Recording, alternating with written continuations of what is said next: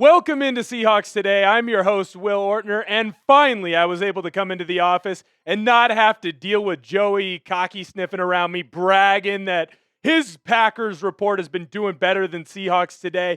We have more subscribers, finally, for the first time all week than the Packers channel did. Obviously, the game's not over yet. It's only Thursday. Maybe you're watching this on Friday. We're going to keep this sub battle going all the way until after the Seahawks and Packers game on Saturday. I'll make sure that I update you in the next week about who the winners were and who the losers were, but we need to make sure that the Packers know we 12s are better than they are. Coming up in today's show, there was a trade that went on yesterday with the 49ers, and I was in the shower and I started thinking about maybe there's something that Seattle could do with MVS. Maybe if Sky Moore got a certain return, MVS could drop a little bit better version of that. Obviously, the Seahawks are bringing in Dalton Risner. What does that mean for the ball club? Are they going to sign him? Do you want the Seahawks to sign them? We'll get into that a little bit. And then, of course, we're going to end the show with my new favorite thing, which is jump on to the bandwagon, boys. Come on in. We love you. We're a bunch of 12s here. We ELE. Everybody loves everybody. We're going to let you media members join with us as we move forward in this 2025-26 season. Now, this future trade that I kind of was cooking up in between body wash and washing my body off as we went through is Sky Moore got traded from the Kansas City Chiefs over to the San Francisco 49ers. Basically, it was, hey, we're going to swap some picks. A 6th-round pick got traded. A 7th-round pick got traded. And then, obviously, Sky Moore went to the 49ers. If Sky Moore is able to get traded for a 6th-round pick and a 7th-round pick is brought over with him, what could MVS be worth for your Seattle Seahawks? I went through and I looked at the stats. It's not like Sky Moore is, setting the world on fire. He's a decent little player. He's quick. He's known for his speed and getting open. What's MVS known for?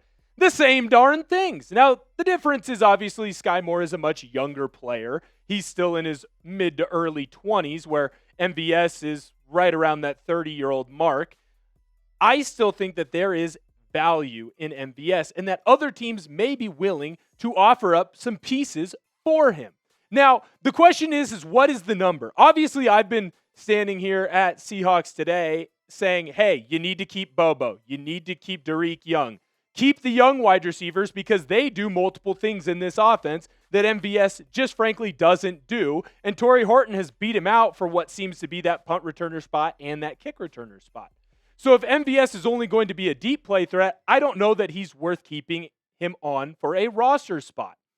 If you are the Seattle Seahawks, does a 6th-round pick from MVS come in and you be willing to make that trade? Is it a 5th-round pick? Maybe instead of a pick, you're able to go and get a young defensive player. That D-line's been kind of beat up. I like how Maffe's been playing over the last couple of years. I like Derek Hall. Is there a player that could come in and you say, hey, you know what? We weren't a part of the Trey Hendrickson deal, but MVS was able to come in and we were able to use him to continue to bolster this team, right? You look at the wide receiver depth chart right now. In my eyes, I think there is room to make a trade, and you are not going to have a serious fall off if you move on from MVS. He's already a backup anyways. I've given my piece now. Why don't you give yours? Head on into the comments and type what you'd be willing to trade MVS for. Maybe you aren't willing to trade MVS and you say, hey, Seattle needs a true blue deep threat.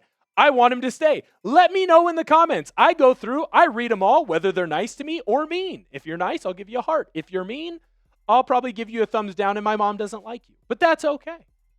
Now, the Seattle Seahawks brought in Dalton Risner to have a workout this week.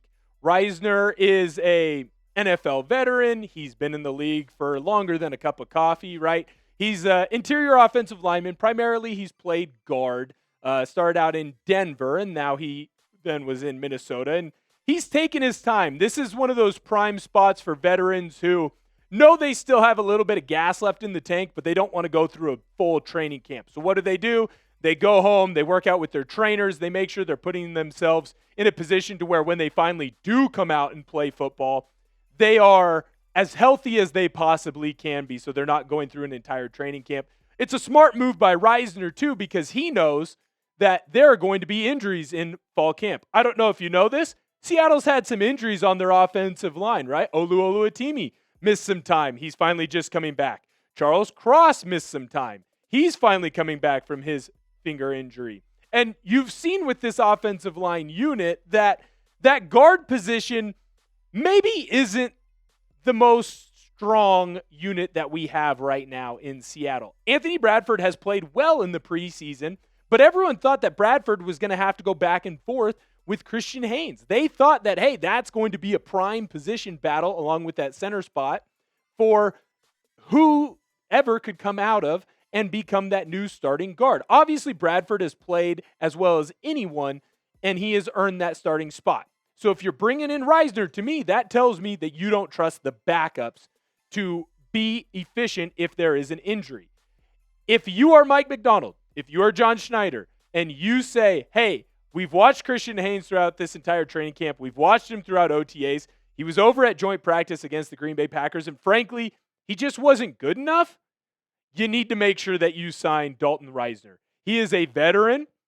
He is a hot commodity on the market right now, and I think he can add some depth to your position room if you do not trust Christian Haynes to be that backup guard, or if you want an extra offensive lineman because of injuries. This is from Jeremy Fowler, right? So Dalton Risner, he worked out earlier in the week with the Bengals. The Bengals, I don't know if you know this, they've had some injuries on the offensive line. They need a player, so they're going to be willing to offer Risner probably a fairly good deal. Looks like the Steelers, they're also going to work out Risner. He's a veteran presence. Their offensive line is young. They've shown some struggles. Maybe some players aren't where they need to be.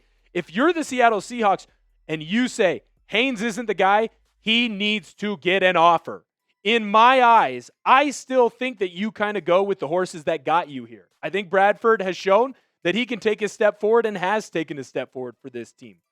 I've seen enough of Haynes throughout the last couple of years that he's a serviceable backup. But maybe people who are smarter than me when it comes to football say he's just not quite there yet. And if he isn't there yet, go get Risner. Do not let him leave. Don't let the former second-round pick leave your building if you don't trust your backups right now on this team. Make sure you go in and you grab them. You would not want this Seahawks team to have another subpar season because your O-line sucked. Now, this is my new favorite segment. I get to walk around the office, chest held high. Hey, Chugs, did you see what Colin Cowherd had to say the other day about my Seattle Seahawks?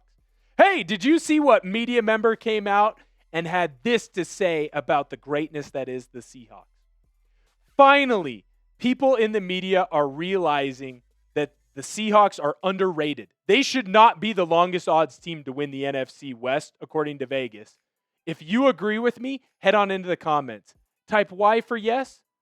Type N for no. If you type N for no, just understand that I think you might be kind of dumb. Now, the first one I already alluded to him a little bit is my personal radio hero, Colin Cowherd. Grew up listening to the guy back when he was in Portland and he was doing KGW Channel 8 sports updates for the local high school teams. He came out with his herd hierarchy. And if you don't know what that is, essentially he's just going through a top 10 list and he's ranking his top 10 teams for the season.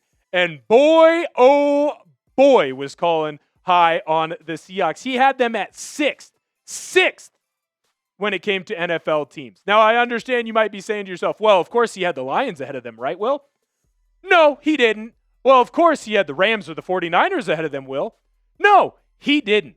He had the Seahawks as the best team in the NFC West at number 6, and I love it. Now, obviously, Colin is a West Coast guy. He went to Eastern Washington, go Eags, right? He's a person who grew up on the West Coast.